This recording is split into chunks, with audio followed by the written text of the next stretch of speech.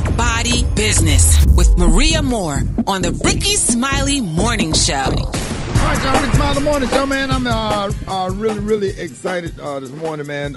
We got Maria on this morning. Gonna be doing a whole lot of stuff, man. I'm about to join this program, try to get Super Day, try to get that stomach, starting right now. Mm-hmm. Y'all want to look good for the summer? You need to start right now. Right now is the time. So this morning you're gonna shift from the body and share some things to keep our minds right and our business in order. Basically, life lessons. Yeah. We had a chance to talk about this on the phone earlier this week, Rickey. And around this time last year, I was in Nevada on the West Coast with my brothers, and we were spending our last moments with my dad. He was in the hospital dying from COVID. Monday is the anniversary of his death last year. And, my father has always been there for me, and he understood that love is a verb, and he showed it to me through his actions. And I've done a lot of reflecting and learning by recalling memories and going through the things that he left behind. So today, I want to talk about 3 life lessons he taught me in how to leave a lasting legacy.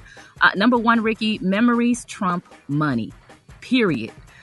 Sometimes we get so obsessed with making our kids' lives better than our childhood, right? So we're working all the time, and, I got to feed my family, and, I got to make it better for them. And you're never there. You're never present. And we fail to leave behind the things that will sustain them after they're gone.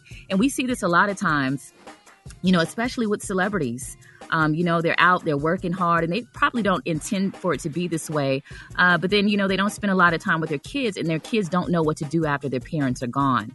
But I can tell you that my dad did not leave me in an inheritance. I actually paid straight out of pocket for all of his funeral expenses. But what he did leave me was his example to live by, and lots of experiences that shaped me into the woman that I am today.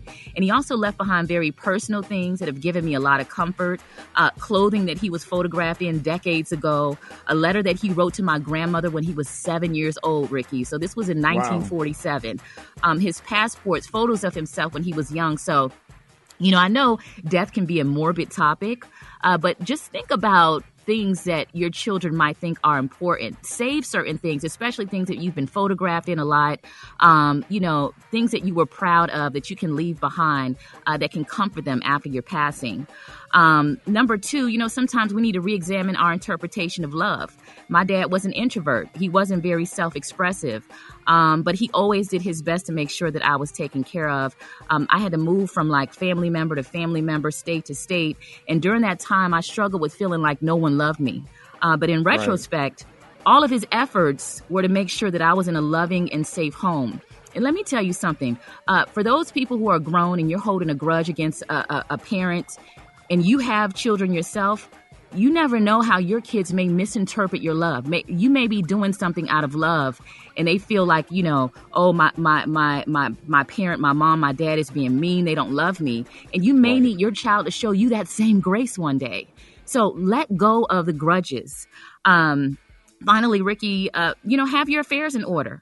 Do your loved ones know your wishes?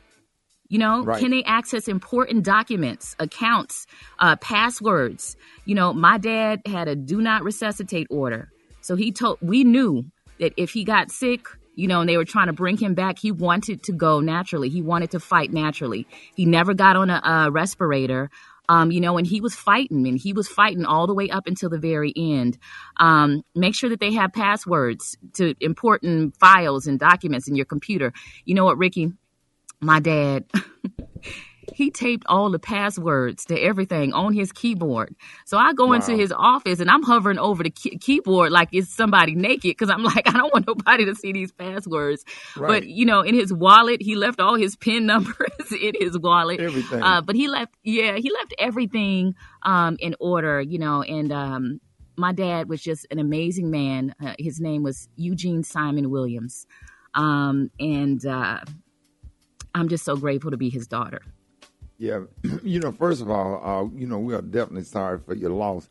And that is some really, really good information because being 50, I think about death not all the time, but I, just pretty much prepared, and having those awkward and uncomfortable conversations with my business manager, what to do with this, what to do with that, and what happens Because as we get older, you start getting sick and you just don't know. Look at, we just lost the national president of Delta Sigma Theta Sorority Incorporated, just passed away due to illness.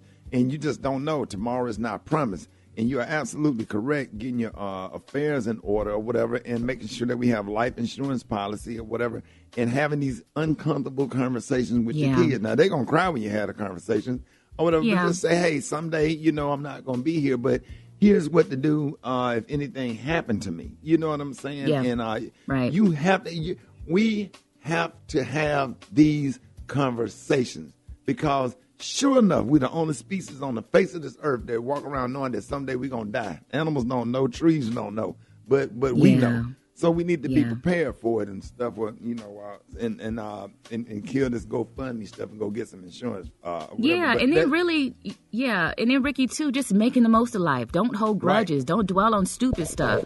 Man, find some peace and balance. But I'm going to share a couple of photos of my dad, and I just really appreciate you giving me the space to talk about it. And I just want to just send a lot of love out to anyone who has lost a loved one, especially during this pandemic. Thank you so much for this, Ricky. I really appreciate it. Thank you. That was really, really touching and heartfelt, and we really appreciate that. And to everybody out there that's grief stricken and going through stuff or whatever, we know exactly how you feel because we go through it too. Appreciate that, Maria. All right, check it out.